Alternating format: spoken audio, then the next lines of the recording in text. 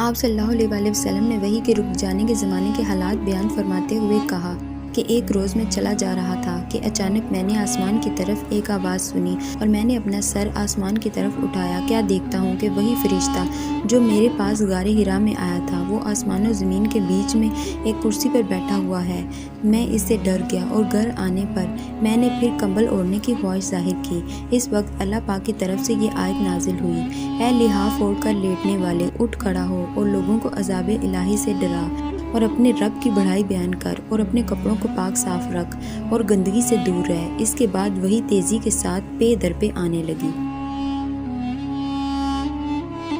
آپ صلی اللہ علیہ وآلہ وسلم نے وحی کے رک جانے کے زمانے کے حالات بیان فرماتے ہوئے کہا کہ ایک روز میں چلا جا رہا تھا کہ اچانک میں نے آسمان کی طرف ایک آواز سنی اور میں نے اپنا سر آسمان کی طرف اٹھایا، کیا دیکھتا ہوں کہ وہی فرشتہ جو میرے پاس غار حرا میں آیا تھا وہ آسمان و زمین کے بیچ میں ایک کرسی پر بیٹھا ہوا ہے۔ میں اس سے ڈر گیا اور گھر آنے پر میں نے پھر کمبل اوڑھنے کی خواہش ظاہر کی۔ اس وقت اللہ پاک کی طرف سے یہ آیت نازل ہوئی، اے لحاف اوڑھ کر لیٹنے والے، اٹھ کھڑا ہو اور لوگوں کو عذاب الہی سے ڈرا اور اپنے رب کی بڑائی بیان کر اور اپنے کپڑوں کو پاک صاف رکھ اور گندگی سے دور رہ۔ اس کے بعد وہی تیزی کے ساتھ پے در پہ آنے لگی۔